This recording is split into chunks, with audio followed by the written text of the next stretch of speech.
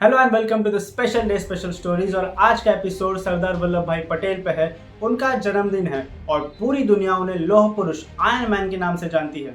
ये एपिसोड उनके basic information के लिए नहीं है, ये जानने के लिए है अगर सरदार वल्लभ भाई पटेल हिंदुस्तान के पहले प्रधानमंत्री बनते तो शायद आज देश की एक अलग ही पहचान होती। So let's know about Sardar Vallabh भाई पटेल्स वर्क। एंड उससे पहले जल्दी से मेरे यूट्यूब और इंस्टाग्राम को फॉलो करो for more educational and inspirational videos. Sardar Vallabhbhai Patel का जन्म गुजरात के नाडियाड शहर में हुआ था। उन्हें उनकी जन्म तारीख सही से पता नहीं थी, सिर्फ एग्ज़ाम फॉर्म भरने के लिए उन्होंने एक तारीख डाली और वो थी 31 अक्टूबर।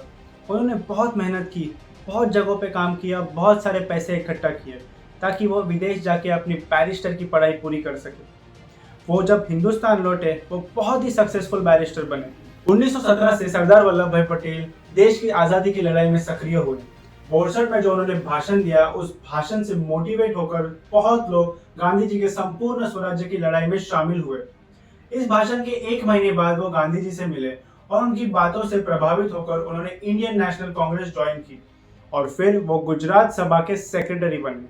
उनका जीवन को देखने का नजरिया, उनके काम करने का तरीका और उनके आदर्श सभी के लिए प्रेरणादायी थे।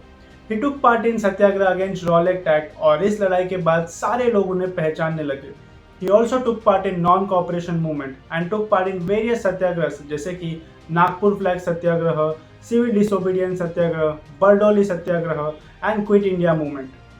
वो बड़े ही जमीन से जुड़े हुए नेता थे। उनके मिलने जुलने का तरीका, उनके बात करने का तरीका बड़ा ही प्रभावशाली था, इसलिए वो सारे लोगों के दिलों में बस गए। और वो दिन आया जब अंग्रेजों ने भारत छोड़ने का डिसीजन लिया।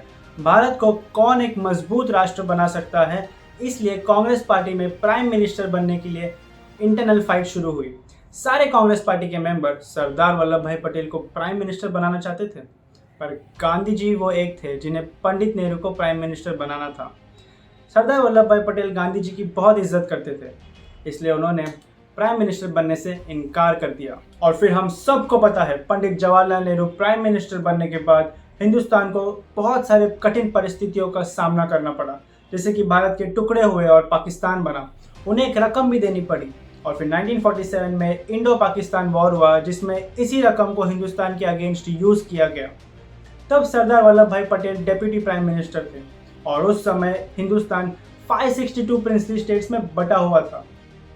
पर उनके स्ट्रॉन्ग विजन और साम दाम दंड भेद के नीतियों से उन्होंने इस बटे हुए भारत को एक अखंड भारत बनाया। उनके बॉर्डर सिक्योरिटी पॉलिसीज भी बहुत स्ट्रॉन्ग और विजनरी थे, but is concern for border security with China was neglected by prime minister Pandit Jawaharlal Nehru, and we all know that we had to face Indo-China war. From this special day special stories, we have to learn the failure and success of our freedom fighters and use it positively for the betterment of our nation. We all youth have to walk on the path of unity showed by Sardar Vallabhbhai Patel for making our nation strong and visionary in the world. So I hope you have learned a lot of things from this Sardar Vallabhbhai Patel's inspirational story. And for more such inspirational and educational stories, go follow and subscribe my YouTube and Instagram page. And until then, share the video and always keep smiling.